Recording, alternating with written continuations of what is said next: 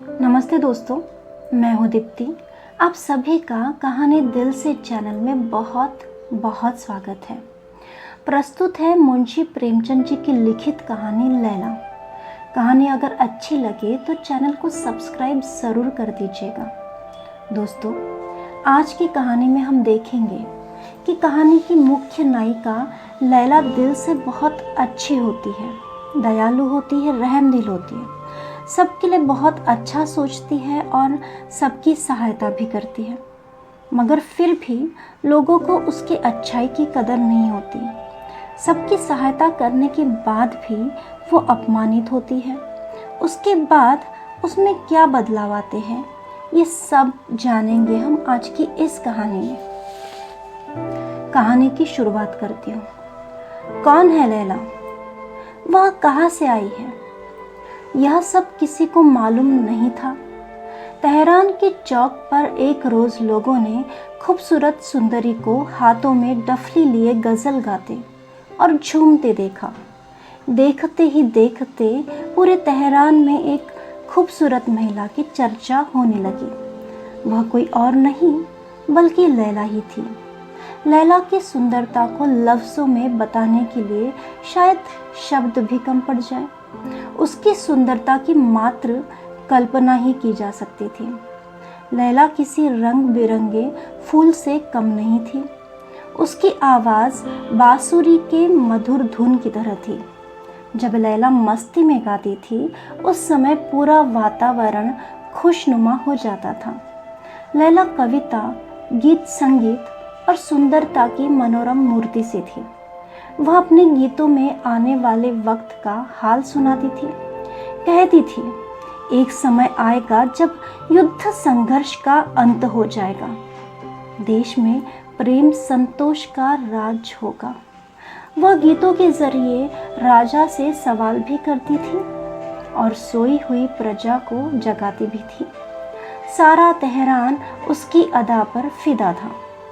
लैला गरीब कमज़ोर के लिए आशा के दीपक की तरह, रईसों के लिए मार्गदर्शक, दिलदारों के लिए परी और सत्ताधारियों यानी राजपाट संभालने वालों के लिए धर्म का संदेश थी।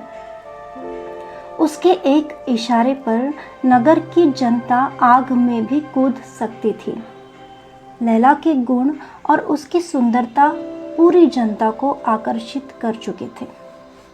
एक समय की बात है, एक बार तेहरान का शहजादा अपने घोड़े पर बैठकर नगर में निकला। इत्तेफाक से लैला उसी वक्त मधुर गीत गुनगुना रही थी। शहजादे ने आवाज़ सुनकर घोड़ा रोक दिया। वह स्तब्ध हो गया और काफ़ी देर तक बीच सड़क पर रुककर गीत सुनता रहा। कुछ देर बाद शहजादा घोड़े से उतरा और रोने लगा। आंखों में आंसू लिए वह उस आवाज़ की ओर चलने लगा। सामने लैला को देखकर वह दौड़ा और उसके चरणों पर झुक गया। वहां खड़े आसपास मौजूद लोग पीछे हट गए। लैला घबरा कर बोली, कौन हो तुम? शहजादे ने कहा, गुलाम हूं तुम्हारा। लैला, आपको मुझसे क्या चाहिए? शहजादे ने कहा, आपकी खिदमत का हुक्म चाहता हूँ। मेरी छोटी सी झोपड़ी में अपने कदम रखकर उसे रोशन कर दीजिए। लैला, मेरी आदत ये सब नहीं है। शहजादा दुखी होकर वहीं रुक गया। लैला ने फिर से गाना शुरू कर दिया। उसका गला कांपने लगा। ऐसा लगा मानो जैसे वीणा के तार टूट गए हो।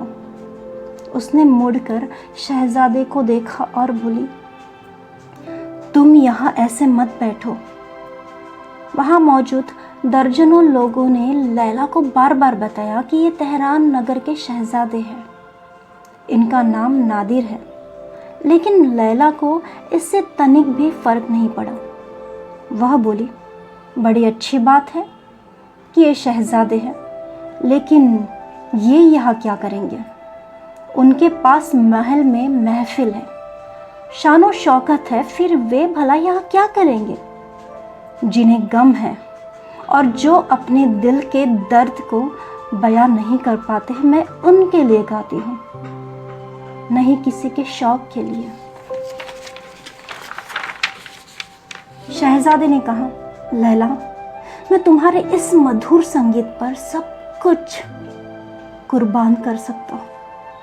मैं अब तक शौक का गुलाम था, लेकिन तुम्हारी आवाज ने मुझे दर्द का स्वाद चखा दिया है। लैला कुछ नहीं बोली और फिर से गाने लगी। इस बार उसकी जुबान से शब्द नहीं फूटे, उसकी आवाज पर उसका काबू नहीं था। वह रुक गई। वो डफली लेकर वहां से जाने लगी। सभी लोग अपने घर जाने लगे। जैसे ही लैला अपनी झोपड़ी के करीब खड़े पेड़ तक पहुंची तो उसने देखा कि कोई उसके पीछे आ रहा था। वह मुड़ी और बोली, कौन हो तुम? दरअसल लैला का पीछा करते करते शहजादा नादिर उसके घर तक आ पहुंचा था। लैला बोली, क्या तुम नहीं जानते कि मैं अपने आशियाने में किसी व्यक्ति को भी आने नहीं देती हूँ? शहजादे ने कहा, हाँ, ये मैं जानता हूँ। लैला बोली, सब जानते हो, फिर किस उम्मीद में यहाँ तक आए हो? इस बार शहजादे ने कुछ नहीं कहा। कुछ देर की चुप्पी के बाद लैला बोली, कुछ खा पी कर आए हो या नहीं? शहजादे ने कहा, अब न तो भूख है और न ही प्यास जान पड़ती है। लैला बोली, चलो आज आपको गरीब के हाथ का स्वाद चखाती हूँ। शहजादा इनकार नहीं कर पाया। लैला ने बाजरे की रोटी परोसी। इस बार बाजरे की रोटी में भी शहजादे को स्वाद मिला। गरीब झोपड़ी में भी उसे आनंद आ रहा था। वह एक सुकून महसूस कर पा रहा था जो शायद आज तक उसने कभी नहीं किया था। शहजादे का खाना खत्म हो गया। उसके बाद लैला बोली, आधी रात हो चुकी है, अब तुम्हें जाना चाहिए। शहजादा बेचैन हो गया। उसने जाने से मना कर दिया और कहा, अब मैं यही रहूंगा। अब शहजादा लैला का साथी बन गया। जहाँ जहाँ लैला जाती, शहजादा उसके साथ जाता था। लैला गाती और वह सुनता था। जब यह खबर बादशाह को लगी तो उन्होंने शहजादे को बहुत समझाया, लेकिन शहजादे ने किसी की नहीं सुनी।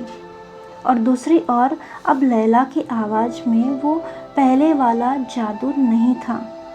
लैला अभी भी गाती, झूमती थी। लोग आते थे, लेकिन पहले वाली बात नहीं थी। जो लैला कभी दूसरों के दिल के दर्द गाती थी, अब वह अपना मन बहलाने के लिए गाने लगी थी। इस तरह लगभग 6 महीने बीत गए। एक रोज़ लैला गाने के लिए तैयार नहीं हुई तो शहजादे ने कहा, आज जाना नहीं है क्या? लैला बोली, सच बताना शहजादे, क्या अब भी तुम्हें मेरे गाने पहले जैसे लगते हैं? शहजादे ने कहा, मुझे पहले से भी बहुत ज़्यादा मज़ा आता है। लैला झट से बोली, लेकिन लोगों को अब मज़ा नहीं आता, अब मैं नहीं गाऊंगी। शहजादे ने कहा, हाँ, इसका मुझे भी ताज्जुब है। लैला बोली, पहले मेरे दिल में सभी के लिए समान जगह थी। पहले मेरी जो आवाज़ निकलती थी वह सभी के दिलों तक पहुंचती थी, लेकिन अब तुम औरों से अलग हो गए हो। आज से तुम मेरे सब कुछ हो। अब से मैं तुम्हारे साथ चलूंगी। फिर पूरे तेहरान में जश्न का माहौल हो गया। घर घर मिठाइयाँ बन रही थी। शहजादे और लैला का विवाह हो रहा था। हजारों लोग मस्जिदों में एक साथ नए जोड़े के लिए लंबी उम्र की दुआएं मांग रहे थे। इस मौके पर लैला ने बिल्कुल सादे कपड़े पहन रखे थे। आभूषण का कोई नामो निशान नहीं था। महिलाएं लैला को दुआएं और मुबारकबाद दे रही थी, जिस पर एक सुर में वहाँ मौजूद लोग आमीन आमीन कह रहे थे। देखते ही देखते कई साल बीत गए। शहजादे नादिर अब नगर के बादशाह बन चुके थे और लैला उनकी मल्लिका। उस दौर से पहले ईरान का राजपाट कभी इतना अच्छा नहीं था। बादशाह नादिर और मल्लिका लैला दोनों ही प्रजा को अपने करीब मानते थे और उनका हमेशा भला सोचते थे। नादिर राज सत्ता की वकालत करता तो लैला प्रजा की ओर से दलील देती। जब कभी राजपाट से थोड़ा वक्त मिलता तो दोनों एक साथ गाते बजाते थे। कभी नादिर लैला की बात मान जाता तो कभी लैला नादिर की सुन लेती। यह उनके सुखी वैवाहिक जीवन का उसूल था। उस समय जब बादशाहों और महलों में एक से अधिक बेगमों का बोलबाला हुआ करता था, उस वक्त तेहरान के बादशाह पर लैला का एकमात्र अधिकार था। लैला ने राजपाट की सारी कमान अपने हाथों में रख ली थी। अब सारा धन प्रजा के हित में खर्च किया जाता था। सब बढ़िया था, किंतु प्रजा मन ही मन संतुष्ट नहीं थी। उन्हें यह डर था कि अगर ऐसा ही हाल ज़्यादा दिनों तक चला तो वो दिन भी दूर नहीं कि राजा और प्रजा का भेद खत्म हो जाएगा। लैला और नादिर के लाख समझाने के बावजूद भी दोनों वर्गों का भेद मिटाने का नाम नहीं ले रहा था। लड़ाइयाँ और विवाद बढ़ते जा रहे थे। सामंत और ऊंचे वर्ग के लोग बादशाह नादिर को मारना चाह रहे थे, जबकि वहाँ की प्रजा लैला की दुश्मन बनती जा रही थी। पूरे राज्य में अशांति का वातावरण था। एक रोज़ रात के समय बादशाह और मल्लिका आरामगाह में थे। शतरंज की बाजी चल रही थी। नादिर ने कहा, लैला, अब तुम्हारा प्यादा गया। लैला बोली, ये लो शह, तुम्हारा खेल खत्म। नादिर ने कहा, तुमसे हारने में जो खुशी मिलती है वह जीत में बिल्कुल नहीं है। लैला, शाह बचाइए, वरना अब अगली चाल से आपकी हार तय है। नादिर ने भौहें चढ़ाकर कहा, तुमने राजा का अपमान किया है। इतने में लैला बोली, 2 बार मैंने आपको छोड़ दिया है, अब आप नहीं बचेंगे। नादिर ने कहा, जब तक मेरे पास मेरा घोड़ा दिलाराम है तब तक मुझे कोई दुख नहीं है। लैला ने कहा, लो, लाइए दिलाराम को, हो गई आपकी मात। नादिर, जब मैं तुम्हारे गुणों के सामने अपना दिल हार बैठा तो अब मेरा प्यादा क्या चीज़ था, उसका अंत तो होना ही था। लैला बोली, बातें मत बनाइए, आप हारे हैं, इसलिए शर्त के मुताबिक इस पत्र पर अपनी मोहर लगा दीजिए। फरमान में लैला ने यह लिखा था कि आयात कर कम करके आधा कर दिया जाए। शतरंज में हारने पर नादिर ने इस फरमान पर मोहर लगाने का वादा किया था। शर्त के मुताबिक बादशाह ने मोहर लगा दी और इसके साथ ही प्रजा को साल के तकरीबन 5 करोड़ के कर से छुटकारा मिल जाएगा। लैला मन ही मन ये सोचकर खुश हो रही थी कि अब जब प्रजा को इसकी जानकारी मिलेगी तो वो कितनी खुश होगी और कितनी ज़्यादा दुआएं देगी। तभी अचानक राजभवन में शोर मचा। अफरा तफरी का माहौल हो गया। पूछने पर पता चला कि गुस्साए लोगों की भीड़ आई है और वे राजभवन की दीवार तोड़कर अंदर आने की कोशिश कर रहे हैं। शोर बढ़ता ही जा रहा था। लैला एक कोने में चुपचाप खड़ी थी। नादिर को भी कुछ समझ नहीं आ रहा था कि वो क्या करे। अंत में उसने लैला की तरफ देखकर कहा, मैं सेना को बुलावा भेजता हूँ। इतने में लैला बोली, थोड़ा रुकिए, आखिर इन सभी लोगों से एक बार तो पूछ लीजिए कि क्या चाहते हैं। लैला की बात सुनते ही नादिर छत पर चढ़ गया और लैला भी उसके साथ आ पहुंची। दोनों छत पर ही खड़े थे। भीड़ की नज़र उन पर गई। भीड़ चिल्लाई, वो देखो लैला छत पर खड़ी है। नादिर ने चिल्ला कर कहा, यह ईरान की बदनसीबी है कि आज ये दिन आया। तुम लोगों ने राजभवन को क्यों इस प्रकार घेरा है? आखिर क्यों तुमने बगावत की राह चुनी? बताओ। मैं बादशाह तेहरान तुम सभी को हुक्म देता हूँ, इसी वक्त यहाँ से चले जाओ, वरना यहाँ खून की नदियाँ बहा दी जाएगी। तभी भीड़ से एक विद्रोही निकला और बोला, हम तब तक यहाँ से नहीं जाएंगे जब तक लैला इस महल से नहीं जाएगी। गुस्से में तमतमाकर नादिर ने कहा, अल्लाह से डरो, मल्लिका का इस तरह अपमान करते हो तुम लोग? तुम लोगों को बिल्कुल शर्म नहीं है? लैला जब से मल्लिका बनी है तब से तुम लोगों को कितनी सुविधाएं दी है और तुम ऐसी बेअदबी कर रहे हो। कभी महल में आकर देखो कि मल्लिका कैसा जीवन जीती है। लैला वैसा भोजन खाती है जो तुम जानवरों को खिलाते हो। साज सजावट तो दूर, लैला का महल खाली खंडहर है। लैला मल्लिका होकर भी फकीरों सा जीवन जीती है, दिन रात प्रजा की सेवा में डूबी रहती है, और तुम उसके साथ ऐसा बर्ताव कर रहे हो।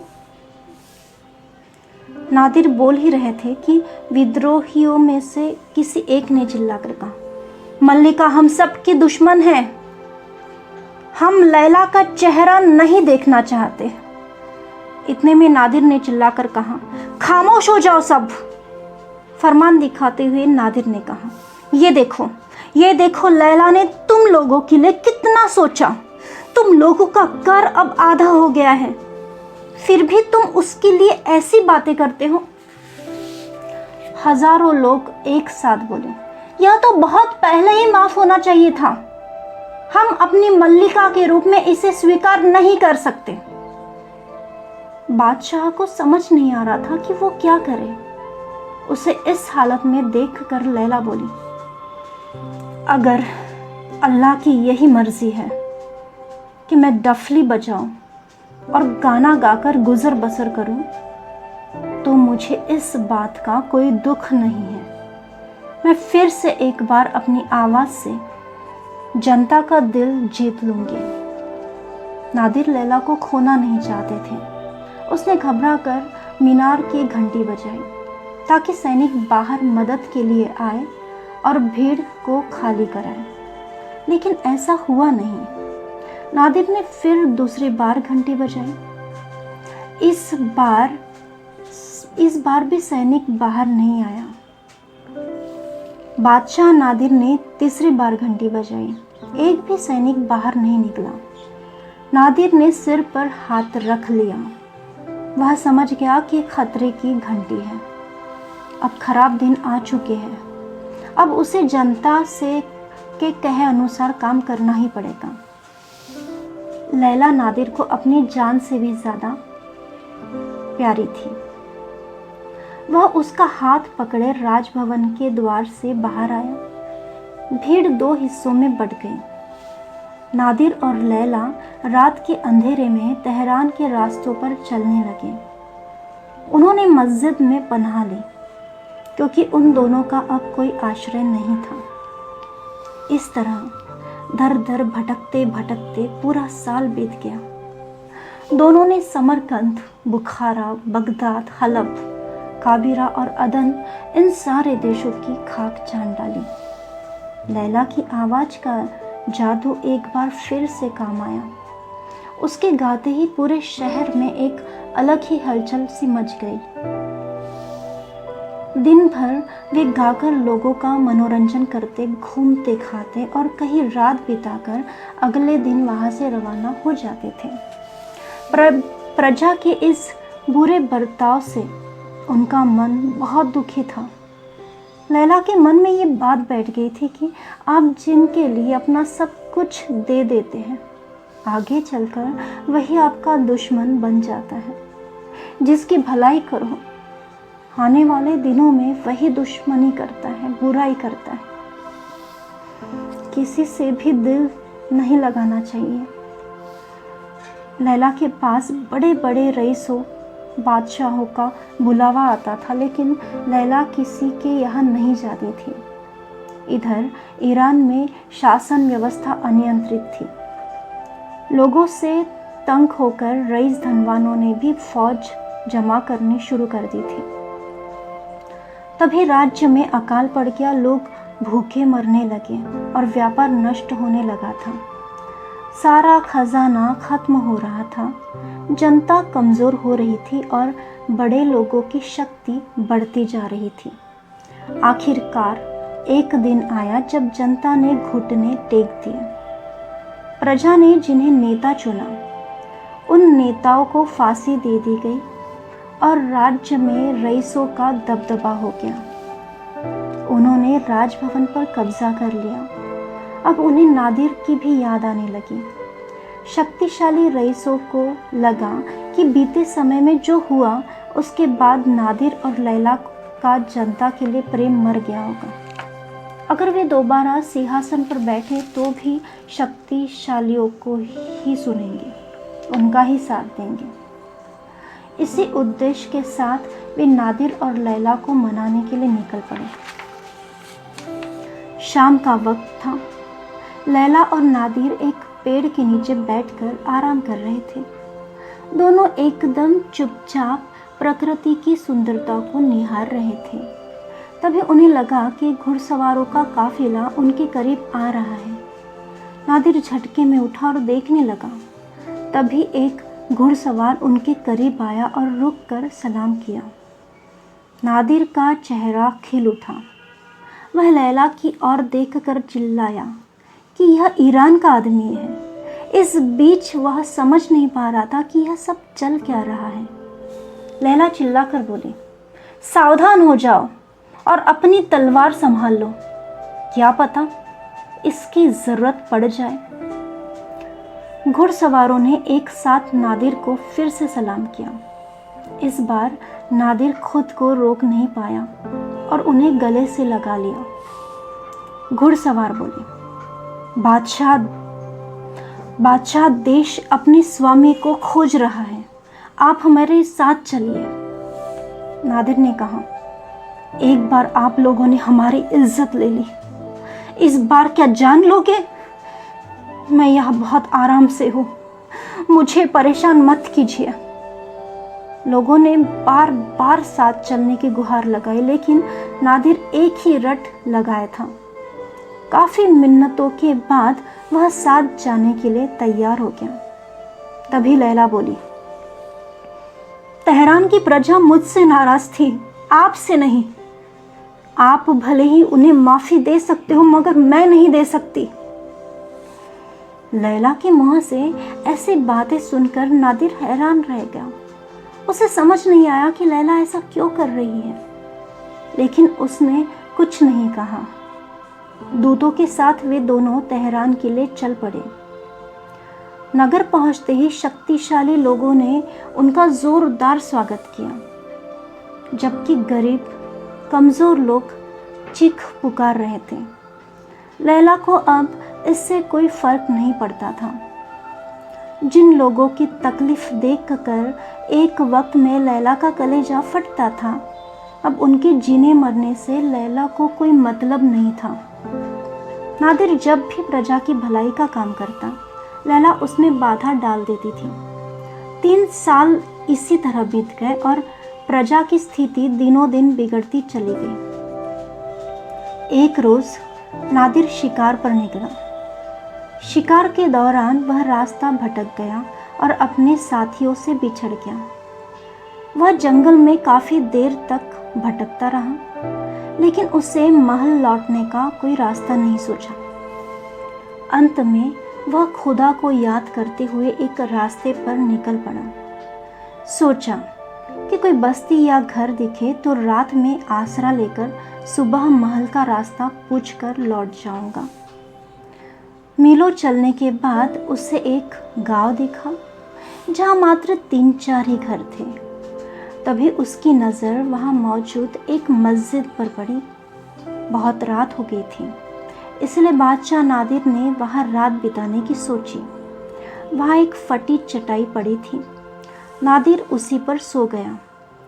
अचानक आहट हुई और नादिर चौंक गया। उसने आंखें खोली और एक बूढ़े को सामने पाया।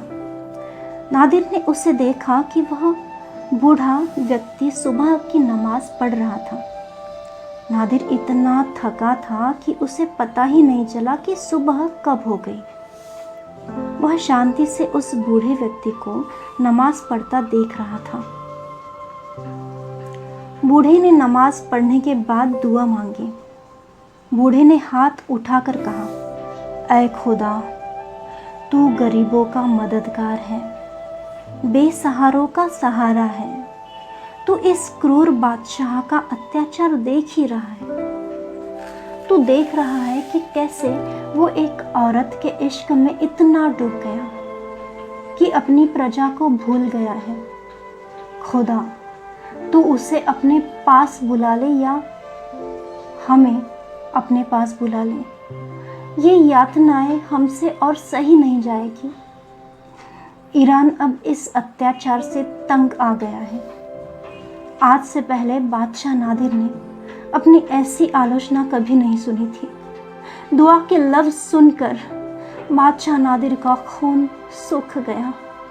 उसे समझ नहीं आया कि वह क्या करे। नादिर वही सोया रहा, वह हिल भी नहीं पाया। घटना के एक सप्ताह बाद तक नादिर सभा में नहीं आया। साथ ही उसने किसी सेवक से भी मुलाकात नहीं की। कमरे में पड़ा वही सोचता रहा कि क्या करूं। लैला से नादिर की ये हालत नहीं देखी जा रही थी। वह कई बार उसके पास जाकर पूछती, आखिर क्या बात है, क्यों वे इस तरह से बर्ताव कर रहे हैं। नादिर रोने लगा। वो रोता था मगर वो कुछ बोल नहीं पा रहा था। कई दिनों तक मन ही मन व्याकुल होकर अंत में उसने सोचा, प्रेम अमर है, मैं और लैला दिल से जुड़े हैं। मुझे इस बादशाहत का लोभ नहीं, मैं लैला के बिना नहीं रह सकता। वह कमरे से निकला और दौड़ते हुए लैला के कमरे में पहुंचा। देर रात हो चुकी थी लेकिन द्वार खोला था। नादिर को समझ नहीं आया कि इस वक्त लैला कहाँ जा सकती है। वह डर गया। मन में कई सवाल आने लगे, लेकिन उसने आशा नहीं छोड़ी और पूरा महल छान मारा। लैला कहीं नहीं थी। बादशाह मायूस होकर लैला के कमरे में लौट आया। हजारों बुरे ख्यालों के बीच नादिर वही लेट गया। तभी उसका हाथ तकिए के नीचे रखे कागज के टुकड़े पर पड़ा। नादिर ने पर्ची उठाई। वह लैला का खत था। नादिर ने पढ़ना शुरू किया। पहली लाइन पढ़ते ही उसकी आंखें छलक उठी। हिम्मत नहीं हुई कि आगे पढ़े, लेकिन उसने खत पढ़ा। लैला ने लिखा था, मेरे प्रिय नादिर, मैं तुमसे अब हमेशा के लिए विदा लेती हूँ। तुम्हें मेरी सौगंध है, तुम मुझे ढूंढने की कोशिश मत करना। लैला तुमसे इश्क करती थी और करती रहेगी। वह तुम्हारे प्यार की भूखी है, तुम्हारे दौलत की नहीं। बीते हफ्ते से तुमने मुझसे निगाह फेर रखी है, मेरी तरफ देखते तक नहीं हो। मेरे लिए इस सज़ा से बड़ी कोई सज़ा नहीं हो सकती। मैंने अब तक जो किया केवल तुम्हारी भलाई के लिए ही किया था। अब मैं तुम्हारे सामने भी गिर गई हूँ। ये 5 साल मुझे हमेशा याद रहेंगे। मैं डफली लेकर आई थी, डफली लेकर ही जा रही हूँ। अलविदा। इतना पढ़ने के बाद नादिर लैला के गम में वहीं खड़ा रोता रहा। दोस्तों, कहानी यही ख़त्म होती है। कहानी से हमें यह सीख मिलती है कि जहाँ कदर नहीं होती, सहायता करने के बाद भी प्रताड़ित और अपमानित किया जाता हो, वह सहायता करके खुद का बहुमूल्य समय और ऊर्जा नष्ट नहीं करना चाहिए, क्योंकि उससे केवल दर्द ही होगा और उस दर्द का असर हमारे दूसरे कार्य पर भी पड़ता है और हम हमारे दूसरे कार्य सफलतापूर्वक नहीं कर पाएंगे। किसी भी स्थिति में जब हमें कड़वे अनुभव प्राप्त होते हैं, तब अनुभव से सबक लेना और अपने दूसरे कार्यों को सफल करने के लिए आगे बढ़ना चाहिए। कोई भी दर्द हमें तोड़ने न पाए, इस बात का सदैव ध्यान रखना। कड़वे अनुभव से खुद की आत्मा को कभी कर्कश कड़वा मत बनने देना। जो लोग गलत व्यवहार करते हैं उनको भले ही सहायता करना छोड़ दो, मगर उनके बारे में भी गलत मत सोचो। हमेशा अच्छा ही सोचो। हमेशा खुद का हृदय ईश्वर चिंतन और ईश्वर भक्ति में लगाए रखो, क्योंकि अच्छे कर्मों को देखकर ईश्वर ही हमें न्याय देता है और ईश्वर चिंतन से ही हमें आत्मबल भी मिलता है। ईश्वर प्रेम और ईश्वर भक्ति के साथ साथ हमेशा दुखी परेशान लोगों की सहायता करनी चाहिए। कहानी में हमने यह भी देखा कि लैला दुख और सुख दोनों में भी स्थिर रहती है। विवाह के पहले भी वो भोजन पहनावा फकीरों जैसा ही करती है और विवाह के बाद भी जब उसको सभी सुख प्राप्त होते हैं तब भी वो फकीरों की तरह ही रहती है। दोस्तों, जब हम दुख और सुख दोनों को समान रूप से देखना सीख जाते हैं, तब जिंदगी की परेशानियां हमें तोड़ नहीं पाती। हम जिंदगी की परेशानियों को चुनौती के रूप में लेकर अपना आत्मबल बढ़ा सकते हैं। कहानी में हमने यह भी देखा कि जिन लोगों की लैला सहायता करती है, उनसे अपमानित होने पर उनकी सहायता करना बंद कर देती है। इसलिए दोस्तों, अच्छे लोगों की कदर करनी चाहिए। अच्छे लोग जिंदगी से चले गए तब उनका तो कुछ नहीं बिगड़ेगा। उनको ईश्वर उनके कर्म और भक्ति देखकर संभाल ही लेता है। पर जो अच्छे लोगों को अपमानित करते हैं, उनकी ज़िंदगी में अच्छे लोगों का आना ख़त्म हो जाता है। इसलिए अच्छे लोगों की कदर करनी चाहिए। कहानी सुनने के लिए बहुत बहुत शुक्रिया दोस्तों। मिलते हैं एक और नई कहानी के साथ। तब तक के लिए आज्ञा चाहती हूँ। धन्यवाद।